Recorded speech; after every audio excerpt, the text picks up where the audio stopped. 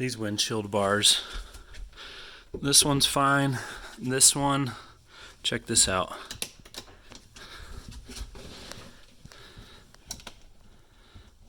Already broken. I mean, what the heck? Why use plastic parts right there? This boat doesn't even have, barely has 20 hours on it. What the heck? And I've told the dealership about it, and they still don't have the parts a couple weeks ago. And anyways, I'm going to try to fix it, but that's one thing I hate about this boat. I've taken this apart to fix it. I just had these little tiny screws in there, and this is the part that goes up into the boat like that. It looks like all that you need to do is screw this plastic. Once again, I'm not sure why in the world they would have used plastic on these. Bring it in through the top. You can see here where this has like misshapen. See right there where it's flat, and it's just going to keep pulling back out. These need freaking metal parts. This system right here to let the wake tower down, you need 2 people. What the heck? Why can't they come up with a tower that doesn't need 2 people? And then when we get it in the garage, we have to let it all the way down and use these aluminum brackets, and it seems like the threads are already starting to strip out. So what the heck? Something else I absolutely cannot stand. Yamaha brags about all this storage space, yet they leave these long freaking bolts sticking out that are going to tear up your upholstery. Why they couldn't cut those just a little bit shorter than the nuts that they use, or at least put some caps on them. I mean, I know I can do that myself, but just haven't been able to get around to it yet. That's something, little detail, that would make a big difference. We do already have a couple little snags on the side of our cushions here, and this isn't the only place. These are all over the boat. Pretty much every storage area has these long freaking bolts sticking out. There are a few cosmetic things, like this piece of rubber is coming out.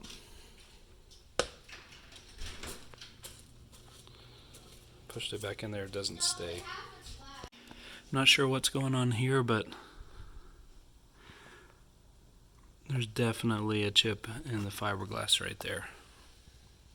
I mean, geez, you can see it from all the way across the boat.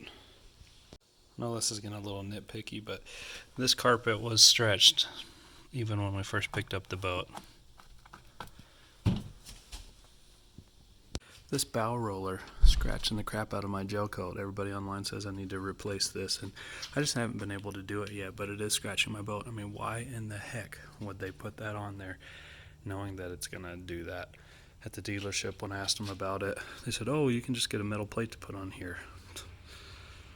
Cover up the scratches. That's, yeah. Next thing, this winch is supposed to ratchet. This does not ratchet. We almost took my wife almost took my father-in-law's arm off. And something with this little spring, when we went to go pick up the boat in January, they told us, oh, it's probably just the cold weather. If it doesn't work properly in the summer, let us know. We'll get it fixed for you. Well, I let them know months ago. Still, oh, well, Shorelander won't get back with us. So anyways, so we got to be extra careful with that to not let this swing back and hit anybody. Hopefully they'll fix it soon. They supply you with this cooler with no instructions how to use the straps. Anyways, this is how we strap it in, and it's scratching up. I don't think it would kill them to put a little bit rubber on the handles. I know it's an Igloo cooler, but it seems like Yamaha would think things like that through. So yes, putting little scratches there. I'll probably have to wrap this with some kind of rubber or something, but I mean, it's too late now. It's already scratched to crap. The last thing is this trailer tongue. It folds, but then you can't get the pin back in.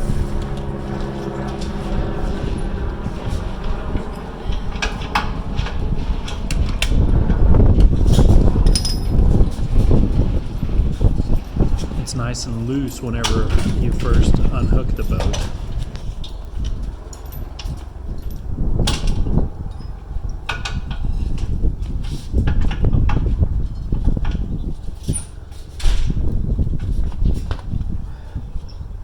So, I mean, you saw me pull it out just fine, but now it will not go in. And I'll show you real quick.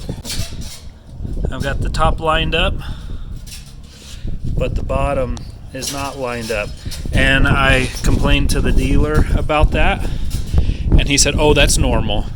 You've got to use a dead blow hammer on it. So seriously, so now I have to use a hammer to put my pin in, because I can't get it in all the way. So I've got this mini sledge that I have to carry around to get it to go in. How ridiculous is that?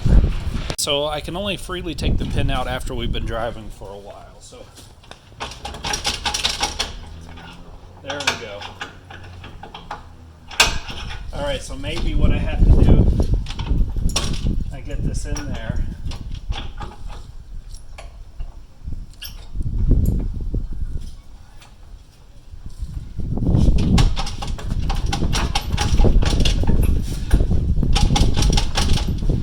Just really get jiggy with it and then it'll go in.